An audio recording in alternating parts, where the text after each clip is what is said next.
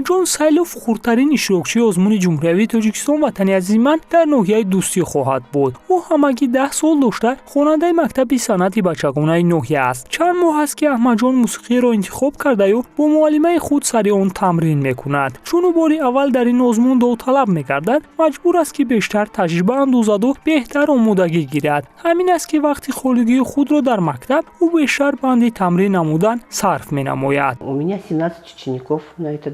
در صنفخانه ما 17 خواننده تحصیل میکند. از همین 2 نفر را انتخاب کردیم تا اینکه در آزمون جمهوری تاجیکستان وطنی عزیز من اشتراک نماید. سال گذشته 1 نفر به این آزمون راه یافت تا به دور ولایتی آزمون و امسال کوشش داریم تا در مرحله جمهوری شاگردان ما غالب گردند. ما الکی سال سیوم است به این آزمون اشتراکچیان را آماده میکنیم. باز یک خواننده دیگرمان را که در صنف سیوم میخواند به این آزمون تیار کرده ایستادیم و امیدواریم که سزاوار جای افتخاری میگردد. این گل دختری دوتار بدست خواننده دیگری مؤسسه مذکور است که امسال در نامیناسیون آوازخوانی از روی ژانر عنعنوی همچون داوطلبی آزمون تاجیکستان وطنی عزیز من از نام مؤسسه برآمد میکند. صفیه شمس‌دینова 2 سال است که در مکتب صنعت بچگانه ناحیه دوستی تحصیل هنر نموده امسال برای اولین بار اشتراکچی آزمون میگردد.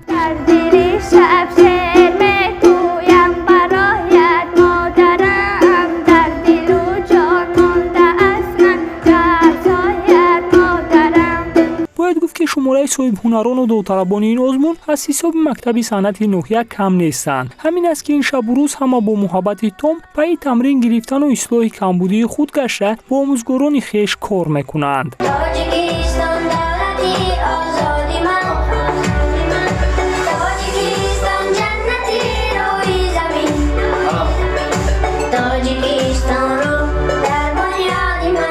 Второй четверти мы уже выбрали произведения. آموزگاران الکی نفران ارزنده را انتخاب کرده از پی بازآموزش شاگردان هستند و امسال با آزمون آمادگی جدی می‌بینند. مخصوصاً صنف‌های بالایی و پایانی برای اشتراک در این آزمون از خود هوسمندی بیشتر نشان داده ایستادند. یک خواننده ماند که سال گذشته در این آزمون تا به دور جمهوری راه نیافته بود، امسال باز هم با تیاری خوب نام‌نویس شده با استادان تمرین نموده ایستاده است. گفتمش فرصتی کم مانده است و باید جدی‌تر آمادگی گیریم.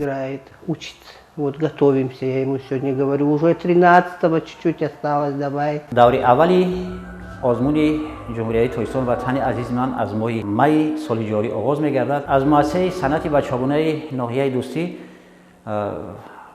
анхир гуфтан метавонам ки имрӯз бо шумораи 15 нафар ҳам аз ҳисоби омӯзгорон ва хонандагони муассисаи санъат яъне ки иштирок менамоянд. омодагии хонандагон ва омӯзгороне ки имрӯз баҳри озмуни ҷумҳурияи тоҷикистон ватани азизи ман ҳорид даистанд хело дар як дараҷаи хубе аст.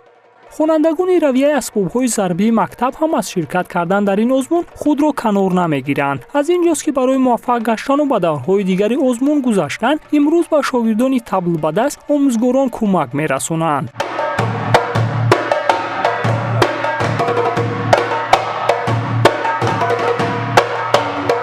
همین گونه در مکتب صنعت بچگانه ناحیه همه روزا خوانندگانی که میخواهند در آزمون امسال شرکت ورزیده هنر و ملکه خود را سنجند با استادان کار کرده و مشق و تمرین میگیرند. استادان صنعت این مؤسسه باشند تلاش میکنند تا به هر یک اشتراکچی آزمون علاوه بر علاهیدگی کار کنند و کمبودی‌های شاگردان را اصلاح، زیرا آنها باور دارند که دستپرورانشان تا به دور ولایتی و جمهوری آزمون را خط گرفته نام مؤسسه را میبردارند.